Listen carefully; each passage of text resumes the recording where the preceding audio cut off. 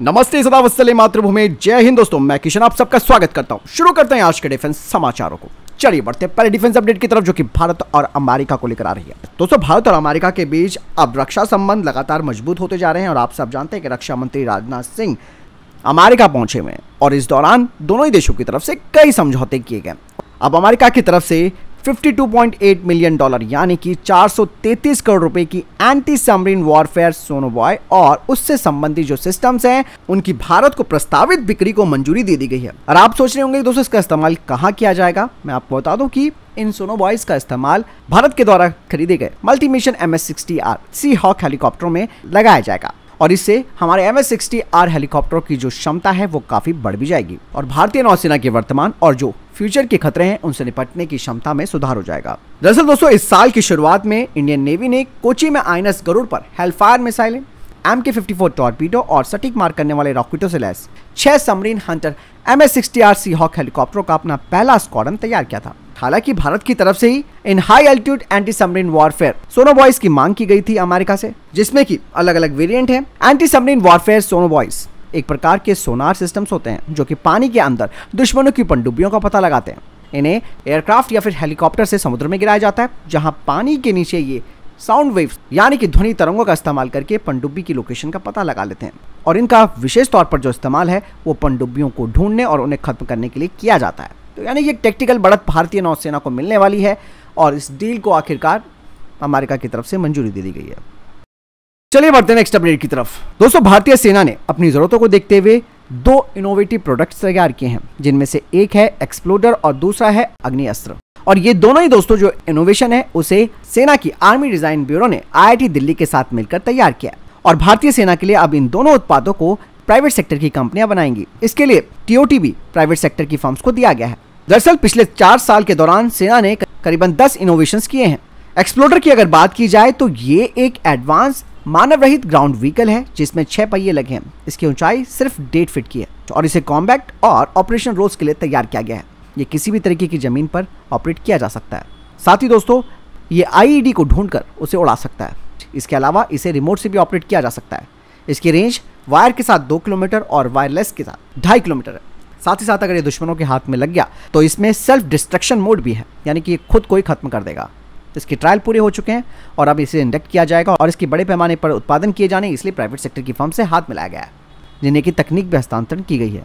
और दूसरा इनोवेशन सेना का अग्नि अस्त्र।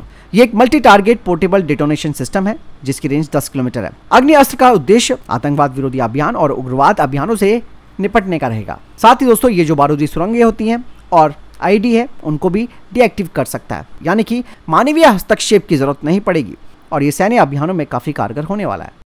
चलिए बढ़ते नेक्स्ट अपडेट की तरफ। दोस्तों, भारत सरकार ने AL-31 टेस्ट बेड की स्थापना के लिए फंड्स यानी कि धनराशि स्वीकृत कर ली है, जो कि डिफेंस के क्षेत्र में आत्मनिर्भरता बढ़ाने की दिशा में महत्वपूर्ण कदम है। और ये जो दोस्तों पहल है वो महत्वपूर्ण कंपोनेंट्स को भारत में तैयार करेगी और जो रशियन उपकरण है उनकी जगह लेंगी।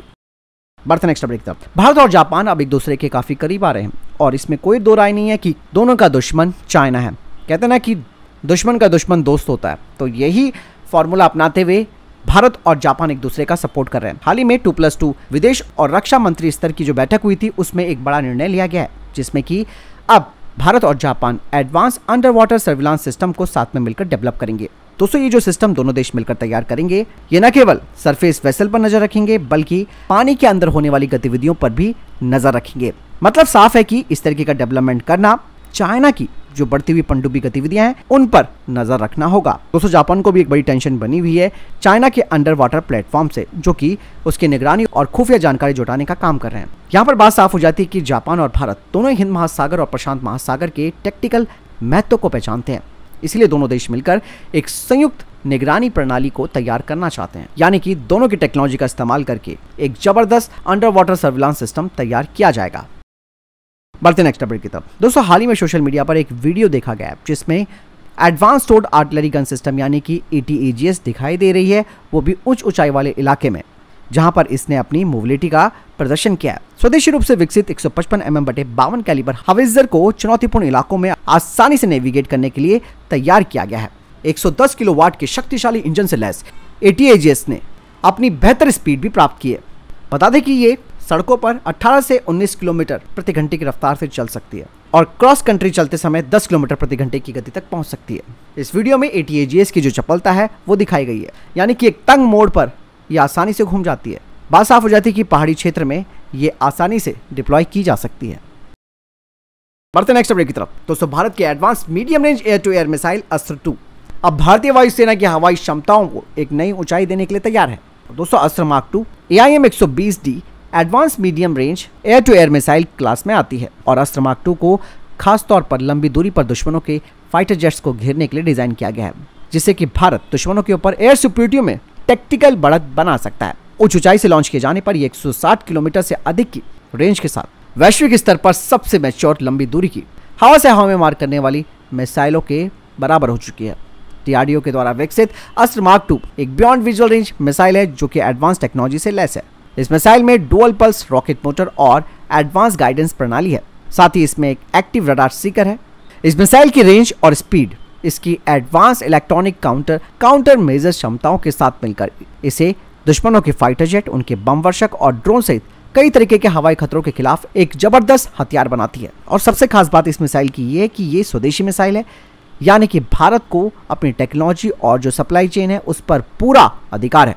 ये बात मैं इसलिए बता रहा हूँ अस्त्र 2 के बारे में क्योंकि दोस्तों अब आने वाले समय में आप देखेंगे कि कई देश अस्त्र मार्क 2 को खरीदने वाले हैं, क्योंकि अमेरिकी और यूरोपियन मिसाइलें काफ़ी महंगी होती है, प्लस रशिया की टेक्नोलॉजी ऑब्सोल्यूट होती जा रही है। ऐसे में भारत जो है वो एक जबरदस्त ऑप्शन बनकर यहाँ पर सामने आने वाला है। चलिए बढ़ते हैं नेक्स्ट अपडेट की तरफ। दोस्तों, DRDO और हिंदुस्तान एरोनॉटिक्स लिमिटेड ने साथ में मिलकर अब स्वदेशी एयरबॉर्न इलेक्ट्रॉनिक वॉरफेयर पॉड बनाने का फैसला लिया है, जिसे कि प्रचंड लाइट कॉम्बैक्ट हेलीकॉप्टर पर लगाया जाएगा। साथ ही इस पॉड को जो दूसरे रोटरी विंग्स प्लेटफॉर्म है उन पर भी लगाया जा सकता है। दरअसल ये जो इलेक्ट्रॉनिक वॉरफेयर पॉड है उसे प्रचंड हेलीकॉप्टर के टावर में लगाया जाएगा, जिससे कि प्रचंड क्रूशल इलेक्ट्रॉनिक काउंटर मेजर्स का इस्तेमाल कर सकता है दुश्मनों के रडार गाइडेड मिसाइल्स और दूसरे खतरों के खिलाफ।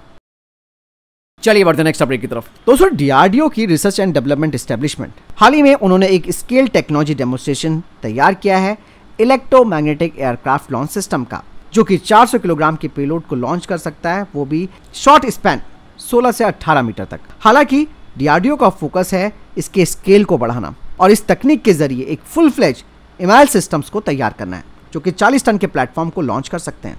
यानी कि ये कैरियर कैपेबल जो एयरबॉर्न अर्ली वार्निंग एयरक्राफ्ट हैं, इसके अलावा राफेल मरीन, टेडबियर फाइटर जेट और अनमैन्ड कॉम्बैट एरियर व्हीकल्स है, उन्हें भी एयरक्राफ्ट कैरियर से इनके जरिए ऑपरेट किया जा सकता है। हालांकि बताया जा रहा है कि फुल स्केल सिस्टम को तैयार करने के लिए फंडिंग की ज़रूरत है, जो कि इसकी सफलता के लिए एक महत्वपूर्ण कारण होगा।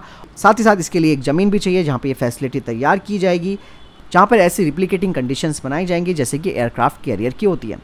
यानी कि दोस्तों, अगर भारत अपना स्वदेशी इमेल सिस्टम तैयार कर लेता है तो नो डाउट भारत भी अमेरिका और चाइना की तरह अपने एयरक्राफ्ट कैरियर से अवॉक्स, ड्रोन्स और फाइटर जेट्स को आसानी से ऑपरेट कर सकता है। चलिए बढ़ते हैं नेक्स्ट अपडेट की तरफ। दोस्तों, भारत ने आज अपने पहले हाइब्रिड रॉकेट रूमी 1 का सफल परीक्षण किया है। ये परीक्षण तमिलनाडु स्थित स्टार्टअप स्पेस जोन इंडिया की तरफ से किया गया। इसी के साथ 50 पीको सैटेलाइट्स और 3 क्यूब सैटेलाइट्स का पेलोड ये अपने साथ ले गया और 35 किलोमीटर तक इसने उड़ान भरी। आपको बता दें कि ये एक साउंडिंग रॉकेट है। हालांकि इस परीक्षण में ये 35 किलोमीटर की ऊंचाई तक पहुंच गया। इस रॉकेट में एक हाइब्रिड मोटर लगाई गई है, जो कि सामान्य फ्यूल और एक इलेक्ट्रॉनिक रूप से एक्टिव पैराशूट डिप्लॉयर के जरिए संचालित होती है। चलिए बढ़ते नेक्स्ट अपडेट की तरफ। दोस्तों, ताइवान ने अब चाइना को देखते हुए अपनी ताकत बढ़ाना शुरू कर दिया है। इसके लिए ताइवान ने अपने डिफेंस बजट में बढ़ोतरी की है। ताइवान की कैबिनेट ने $8.88 बिलियन के बजट से पनडुब्बी प्रोटोटाइप के समुद्री परीक्षण पूरे होने से पहले ही अप्रूवल दे दिया है। यानी कि ताइवान अब घातक पनडुब्बियां बनाने जा रहा है और कहा जा रहा है कि करीबन 7 पनडुब्बियां ताइवान के द्वारा बनाई जाएंगी, जिसके लिए अप्रूवल मिल चुका है। तो फिलहाल इधर तक के टॉप डिफेंस अपडेट। वीडियो के संबंध में कोई प्रश्न जवाब है, आपका कोई सवाल है, कमेंट सेक्शन में लिखकर जरूर पूछ सकते हैं। वीडियो को लाइक और शेयर जरूर कीजिएगा। जय हिंद, वंदे मातरम।